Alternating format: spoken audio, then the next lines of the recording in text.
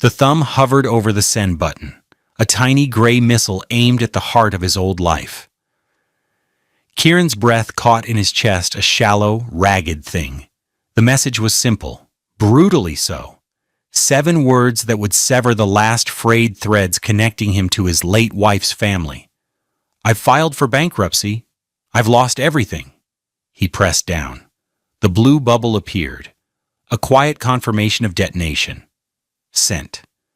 He lowered the phone to the scarred wooden surface of his kitchen table. The silence in the small apartment was suddenly immense, a physical weight pressing down on him. It wasn't just quiet. It was the sound of absence. The absence of Sarah's laugh, the absence of a future he had once taken for granted, and now the impending absence of the people who were supposed to be his family. He had done it. He had laid his failure bare, a sacrificial offering to their judgment. He knew what would come next. Silence. Or worse, a single, clipped message of scorn from Sarah's brother Marcus, followed by more silence. They had tolerated him after Sarah's death, their grief a thin veneer over a long-held disapproval of her choice. A quiet man who worked with his hands, a man without pedigree or ambition in their eyes. His financial ruin would be the final justification, the proof they had been right all along. He looked around the room, a space defined not by what it had, but by what it held. Amara's crayon drawings were taped to the refrigerator, a riot of color against the beige appliance. Her tiny sneakers were by the door, a smudge of mud on one toe. Her laughter, the brightest sound in his world, still echoed faintly from her bedtime story an hour ago. For her, he had swallowed his pride. For her, he had sent that text. The community aid programs required full disclosure, and he couldn't hide it from them any longer. It was better to rip the bandage off himself. A single car passed on the street below, its headlights cutting a brief, sweeping arc across his living room wall. He didn't move. He just sat there in the dim light, a captain who had scuttled his own ship, waiting for the cold water to rise. He expected nothing. He braced himself for the profound, echoing loneliness of being a man utterly adrift. He thought he was preparing for the end of one chapter, the final bitter postscript to his life with Sarah. He had no idea he was standing at the beginning of another, and from that moment, everything changed. Days passed. The silence he had anticipated from his in-laws arrived on schedule, cold and absolute. It was a tangible thing, a wall of indifference that confirmed his isolation, but Kieran had little time for self-pity. His world was small, but it was dense with responsibility. Mornings began before the sun, in the quiet hum of the old apartment building. He would rise, his movements practiced and silent, careful not to wake the small girl sleeping in the next room. His first task was always the same, checking on Amara. He'd push her door open a crack, the scent of lavender from her nightlight filling the hallway. She slept with the fierce stillness of a child, her small chest rising and falling, her natural hair, which he had painstakingly twisted the night before, forming a soft halo around her head on the pillow. Beside her, clutched in one hand, was Barnaby, a teddy bear worn smooth with love. He was a tall man, with the broad shoulders and calloused hands of someone who worked in logistics, lifting and moving the world's goods in a vast, anonymous warehouse. His deep brown skin seemed to hold the permanent exhaustion of the past 2 years, but his eyes, when he looked at his daughter, were clear and fiercely gentle. He carried his grief for Sarah not as a shroud, but as a quiet, internal compass. It guided his every action, his every decision. He was determined to be enough for Amara. He had to be.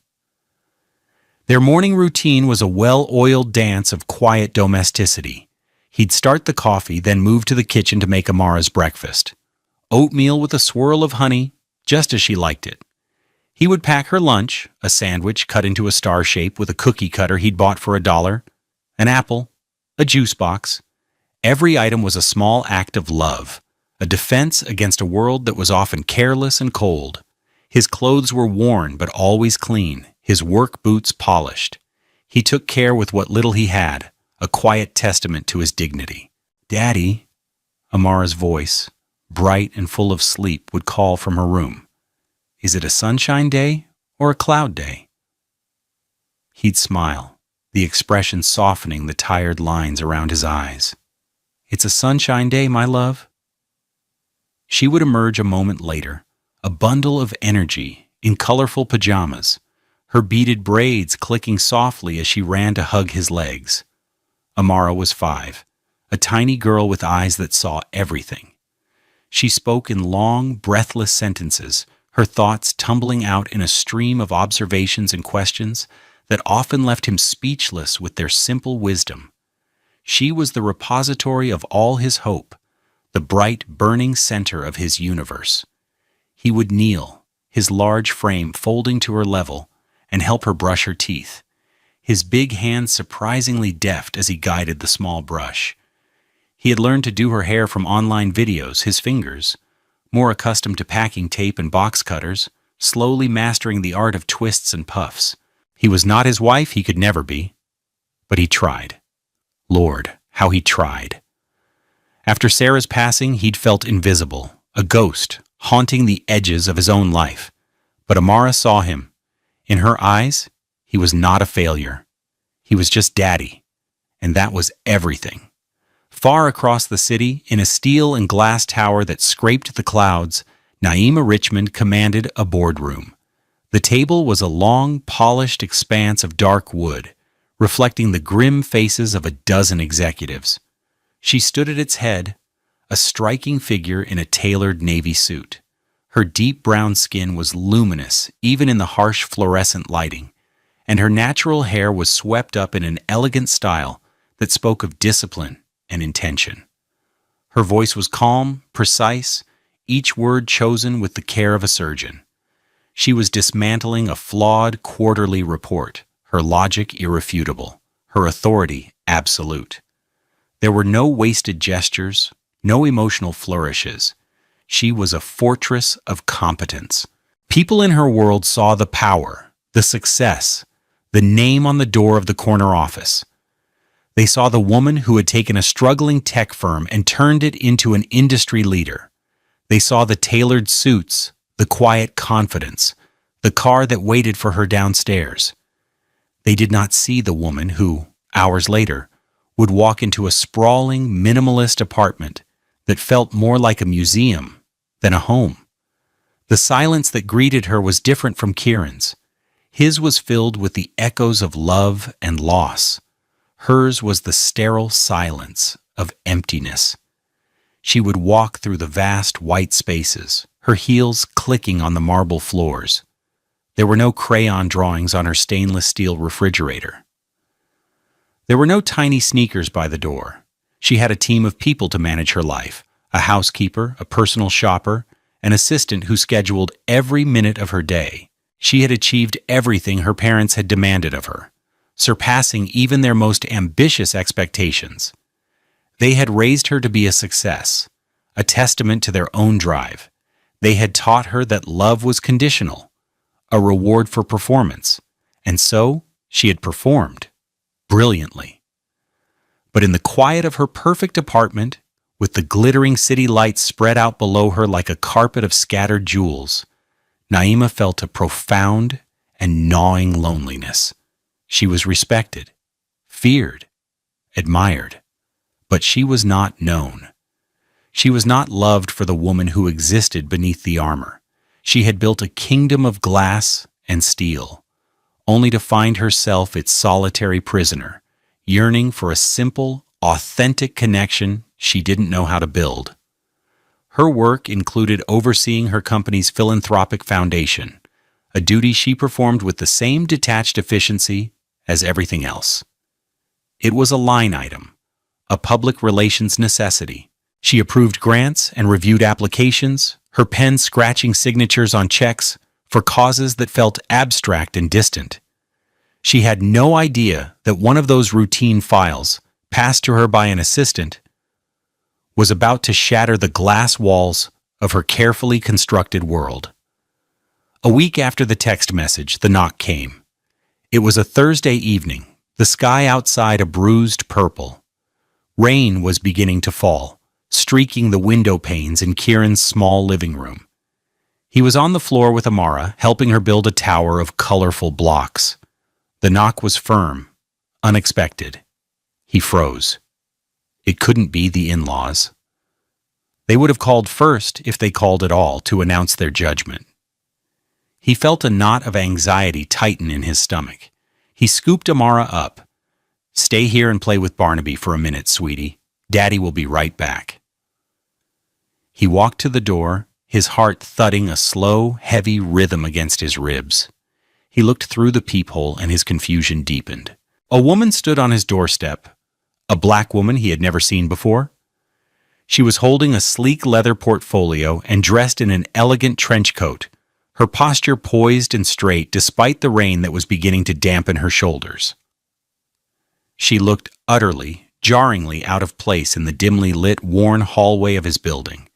He opened the door a few inches. "Can I help you?" The woman met his gaze. Her eyes were intelligent, discerning, but held a trace of weariness he recognized. "Mr. Kieran Wallace?" she asked, her voice professional, controlled. "Yes," he said, his hand still on the doorknob. "My name is Naima Richmond. I'm with the Richmond Corporation's Charitable Foundation. May I have a moment of your time?" Kieran stared at her, baffled. "The Richmond? I'm sorry. I think you have the wrong address. I haven't applied for anything." A flicker of something, empathy perhaps, crossed her features before being suppressed. "We received an anonymous nomination on your behalf. It's our policy to conduct a brief, in-person assessment for all potential beneficiaries. It's just procedural." And then the pieces clicked into place with sickening clarity. An anonymous nomination. It was Marcus. Of course it was Marcus. This wasn't silence. This was a new, more refined cruelty. To send a powerful executive to his humble door to witness and document his failure. It was a public shaming disguised as charity. A hot flush of anger and humiliation rose in his throat, but he swallowed it down. He would not give them the satisfaction. He looked at this polished, professional woman, a symbol of a world he would never know, and made a decision. He would meet this humiliation with dignity. For Amara, he opened the door wider. "Please come in." Naima stepped inside, her eyes taking in the small, clean apartment. She saw the worn sofa, the stack of children's books on the coffee table, the block tower on the rug. Her gaze landed on Amara, who was now peeking out from behind the armchair, clutching Barnaby the bear. "And who is this?" Naima asked, her voice softening almost imperceptibly. "This is my daughter, Amara," Kieran said, his voice quiet but steady. "Amara, this is Ms. Richmond." Amara took a tentative step forward. "Your shoes are very shiny," she said, a statement of fact. A genuine, startling smile briefly touched Naima's lips. It transformed her face, cracking the professional mask for just a second. "Thank you, your blocks are very colorful." The interaction was stilted, awkward. Naima sat stiffly on the edge of the sofa, opening her portfolio.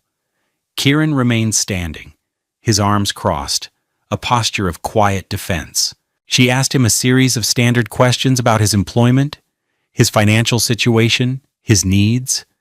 He answered them honestly, his voice low and even, betraying none of the fury and shame churning inside him.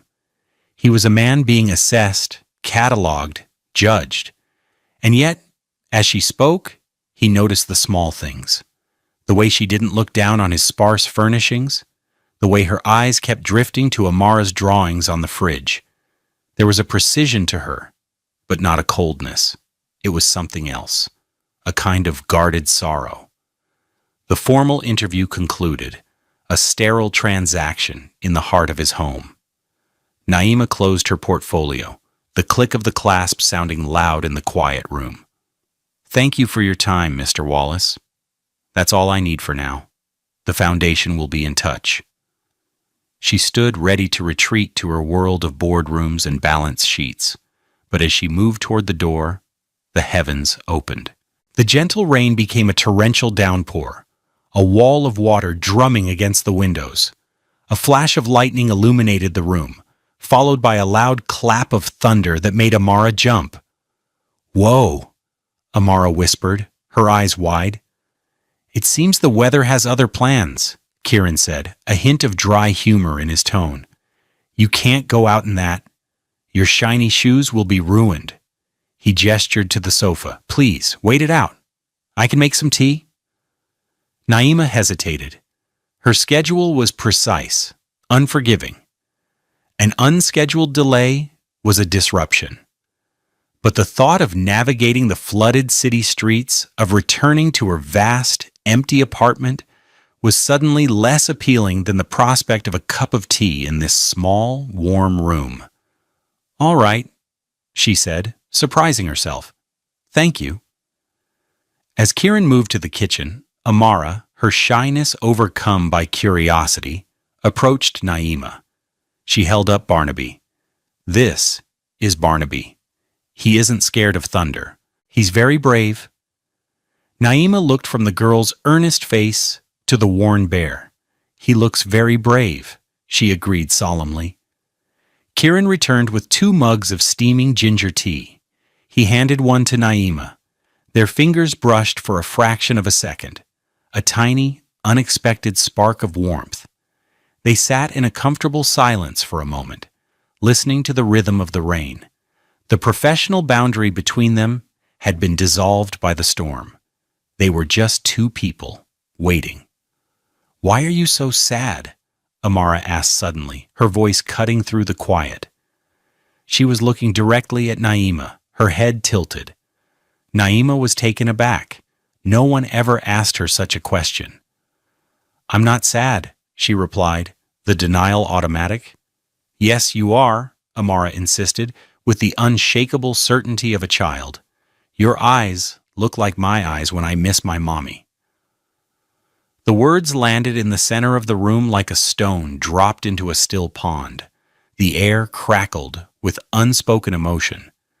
Kieran's breath hitched.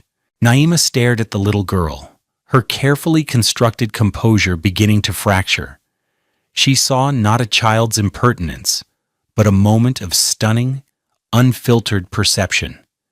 This little girl saw past the suit, past the title, and straight into the hollow space in her chest. For the first time in years, Naima felt truly seen, and it was terrifying. And it was a relief. She didn't know what to say.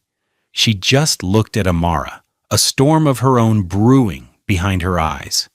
The rain continued to fall. The storm eventually subsided, leaving the city washed clean and glistening under the streetlights. Naima's departure was as formal as her arrival. But something had shifted between them. The assessment was no longer a simple transaction. It had become personal. When she got to her car, a sleek, expensive sedan parked down the block, she found it wouldn't start. The engine turned over with a pathetic, gurgling click. She sighed, resting her forehead against the cold steering wheel. It was the perfect, frustrating end to a disorienting evening. She was about to call for a car service when a tap on the window made her jump. It was Kieran, holding a large umbrella. He had seen her predicament from his window. "Trouble?" he asked through the glass. She rolled down the window. "It won't start. It's a new car. I don't understand." "Pop the hood," he said, his voice calm and reassuring. She did, and he went to work. He didn't seem bothered by the rain dripping from the umbrella onto his jacket. He moved with a quiet competence, his large hands knowing their way around the intricate machinery of the engine. Naima watched him from the driver's seat, a strange feeling washing over her. No one had ever just fixed something for her. Problems in her life were solved by delegation, by writing checks, by making calls. They were handled by paid professionals. Here was this man, a man she had come to assess for his poverty, performing an act of simple, unprompted kindness. He diagnosed the problem in minutes. A loose battery cable, a simple fix. He tightened it, wiped his hands on a rag he produced from his pocket, and closed the hood. "Try it now," he said. She turned the key, and the engine purred to life. A wave of relief, so profound it almost felt like grief washed over her. She got out of the car. "Thank you. I don't know what to say. How much do I owe you?" Kieran looked at her, a faint, wry smile on his lips. "You don't owe me anything, Ms. Richmond. It's just what people do, help each other out." He started to turn away. "Wait," she said, her voice more urgent than she intended. "Please, let me at least thank you properly." He simply nodded. "Drive safe." And he walked back to his building, leaving her standing in the misty night air, the sound of his words echoing in her mind. It's just what people do. Back in her car, alone in the humming quiet, Naima did something she hadn't done in over a decade. She cried. Not for the broken-down car, but for the unexpected kindness, for the little girl who had seen her sadness, for the gaping chasm between her successful life and a genuinely fulfilled one. She returned the following week, using the excuse of needing a follow-up signature on a form. It was a flimsy pretext, and they both knew it. She found Kieran and Amara in the small patch of grass behind the apartment building, tending to a makeshift garden in a collection of pots and wooden crates. Amara was diligently watering a small tomato plant, her tongue stuck out in concentration. Kieran was turning over soil in a larger bin, his worn t-shirt clinging to his back. They looked up as she approached, her tailored dress and heels once again a stark contrast to their world. "Ms. Richmond," Kieran said, a hint of surprise in his voice. "Naima," she corrected him gently. "Please." Amara ran up to her, her hands covered in dirt. "We're making a food garden. Daddy says we can grow our own tomatoes, and they'll taste like sunshine." Naima crouched down to her level, careful not to get dirt on her clothes. "That sounds wonderful, Amara." "Do you want to help?" Amara asked, holding out a small, muddy trowel as if it were a crown jewel. Naima looked at the dirt, at her manicured nails, at the expensive fabric of her dress, and then she looked at the hopeful, open expression on the little girl's face. She took the trowel. For the next hour, Naima Richmond, CEO, sat on the grass and helped a 5-year-old girl plant basil seedlings. She felt the cool, damp earth in her hands. She listened to Amara's non-stop chatter about worms and butterflies. She watched Kieran, who worked beside them in a comfortable silence, occasionally offering a gentle instruction or a quiet word of encouragement. The sun was warm on her back. The air smelled of soil and growing things. For the first time in as long as she could remember, she wasn't performing. She wasn't negotiating. She was just being. Before she left that day, Amara came running up to her, clutching a piece of paper. "I made this for you," she announced, thrusting it into Naima's hands. It was a crayon drawing. It depicted 3 stick figures standing under a bright yellow sun. One was a tall man with brown skin. One was a small girl with brown skin and beaded braids that stuck out at right angles. And standing next to them, holding the little girl's hand, was another figure, a woman with brown skin, wearing a blue dress. "That's you," Amara explained, pointing a small, grubby finger. "You're the lady who needed a family." Naima stared at the drawing, her throat tight. A child's simple lines, her innocent, devastating words had articulated a truth she had barely been able to admit to herself. She looked from the drawing to Kieran, who was watching them, his expression unreadable, but gentle. In that moment, the formal pretext of her visits fell away completely. She wasn't here as a representative of a foundation. She was here because this small, warm space, with its crayon drawings and its fledgling garden, felt more like home than her own palatial apartment ever had. Her visits became a regular occurrence. She would show up after work, bringing groceries she'd bought at a local market instead of the gourmet store she usually frequented. They would cook together in Kieran's tiny kitchen. He taught her how to make his wife's recipe for stew, his movements patient as he showed her how to chop the vegetables. Their hands would brush as they reached for the same utensil. They talked, not about finances or business, but about their days, about Amara's latest mispronounced word, about the stubborn weeds in the garden. One evening, after Amara was asleep, they sat on the small balcony overlooking the street, the city lights twinkling in the distance. The air was cool and soft.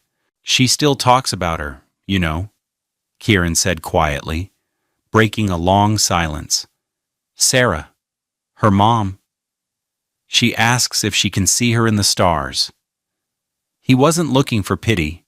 He was simply stating a fact, sharing a piece of his heart. "I tell her that her mama is part of everything now, the sunshine, the rain, the tomatoes we're growing.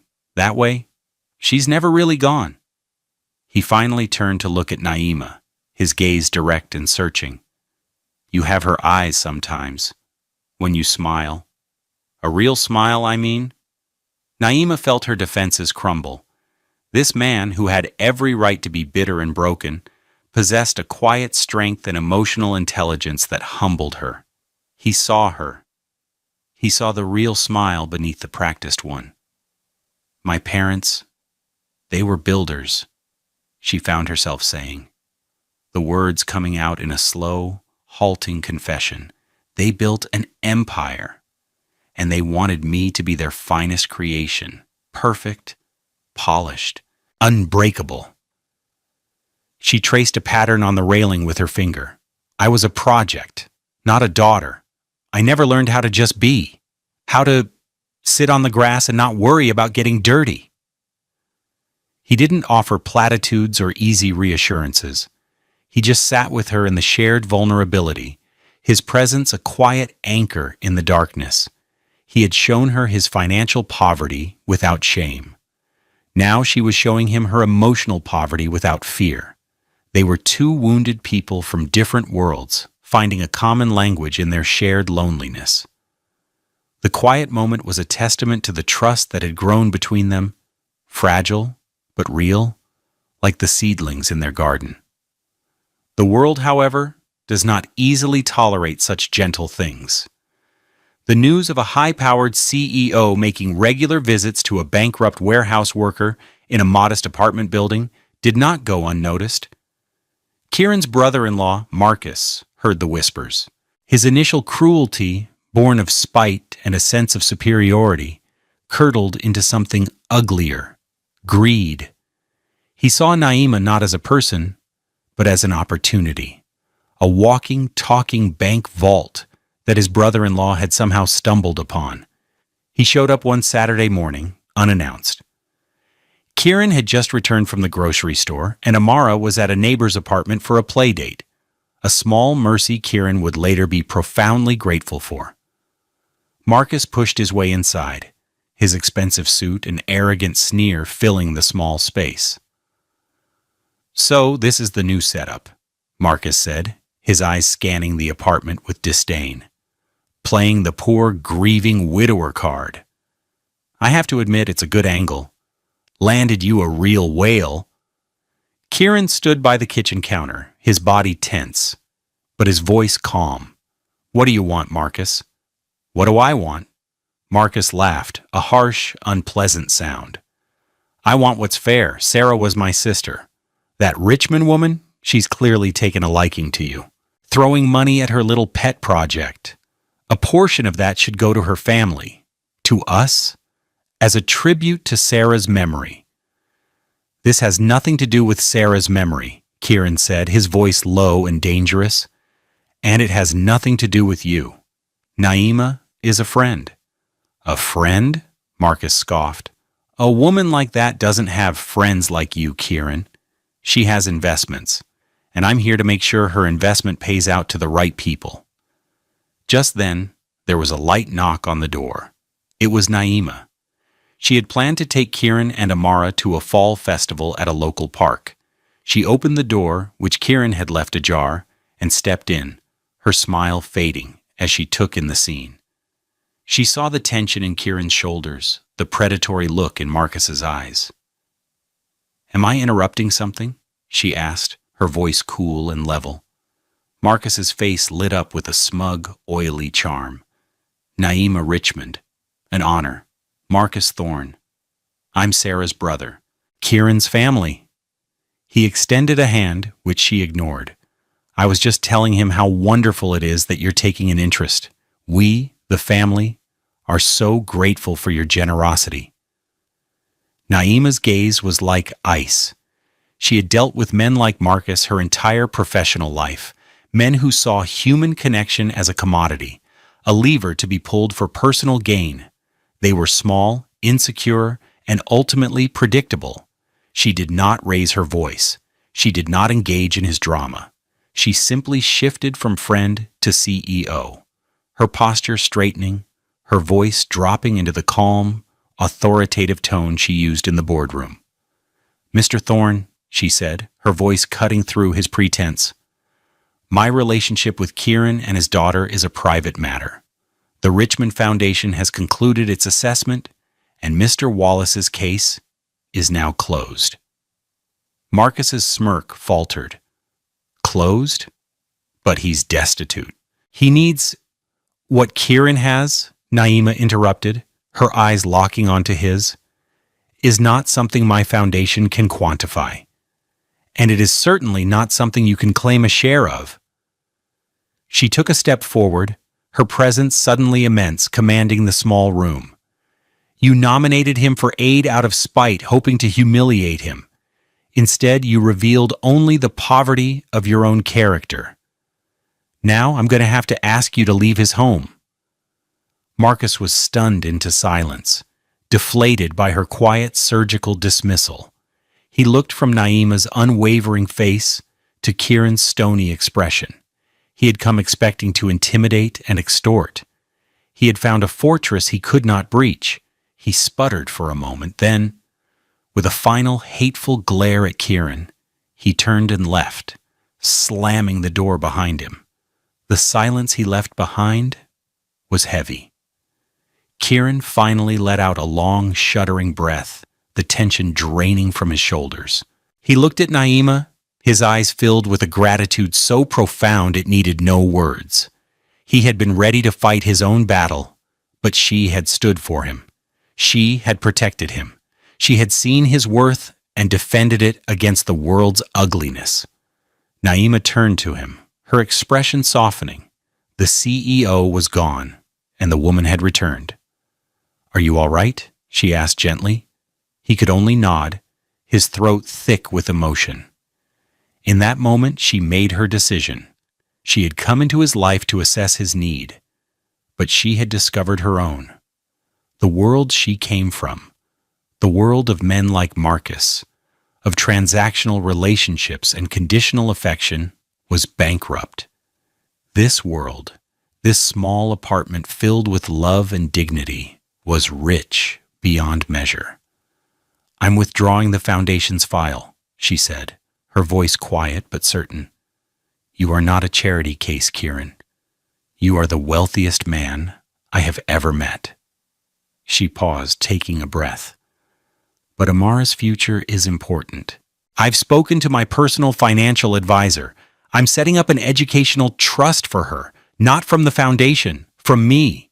It's not charity. It's an investment in her, in this." Her gesture encompassed the room, the garden outside, the life he had built. It was her stand, a definitive choice to walk away from the cold calculus of her old life and invest her heart in the warmth of this one. She was choosing to belong. With Marcus's departure, the last shadow of the old world receded. He and the rest of Sarah's family became irrelevant, their cruelty rendered powerless. by the quiet strength of the bond that had formed between Kieran, Naima, and Amara. The dynamic shifted. Naima was no longer a visitor. She was part of the fabric of their lives.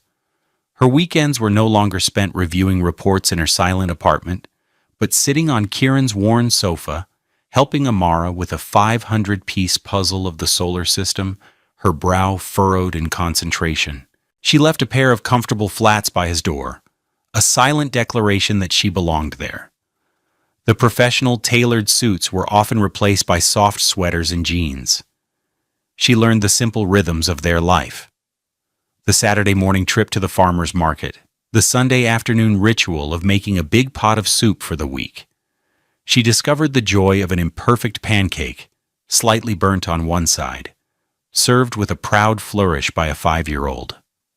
These small domestic moments were a revelation to her. She had spent her life in pursuit of perfection, only to find true happiness in the beautiful, messy imperfection of a shared life. Kieran watched her transformation with a quiet sense of wonder. He saw the guarded, weary woman from that first rainy night slowly unfurl, revealing a warmth and a capacity for joy she had kept hidden, even from herself. He saw it in the way she would laugh, a full, genuine sound, when Amara told a silly joke. He saw it in the way she would instinctively reach out to steady Amara as she climbed on the playground. He saw it in the peace that settled on her face when she was simply sitting with them, reading a book while he paid bills at the kitchen table. He was falling in love not with the powerful CEO, but with the woman who knew how to listen to a child's breathless stories about space, the woman whose hands, once accustomed only to pens and portfolios, were now not afraid of a little dirt. Their love story was not one of grand declarations, but of small, accumulated acts of service and presence. It was in the cup of coffee he'd have waiting for her when she arrived after a long day. It was in the way she'd organize his mess of receipts into a neat pile. It was in the shared, silent understanding that passed between them over Amara's sleeping head. It was a love built on the solid foundation of kindness and mutual respect. 3 months later, on a crisp autumn afternoon, the three of them were in the community garden down the street, a project Kieran had started with some neighbors. The small pots from his backyard had expanded into a thriving plot of late-season vegetables and flowers.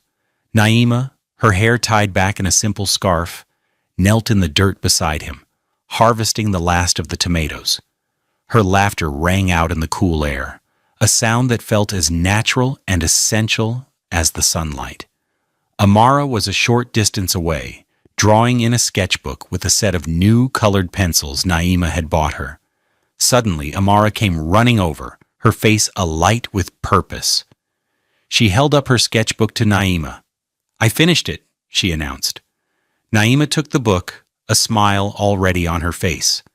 The drawing was familiar, yet different. It was the same 3 stick figures, a tall man, a small girl, a woman in a blue dress, but this time they were all holding hands. Above them, Amara had drawn not just a sun, but a house with a red door and a smoking chimney. It was a child's simple, perfect image of a family, of home. "It's beautiful, sweetie," Naima said, her voice thick with emotion. Amara pointed to the drawing, her small finger tapping the page. "See," she said, looking up at Naima with her wise, old eyes.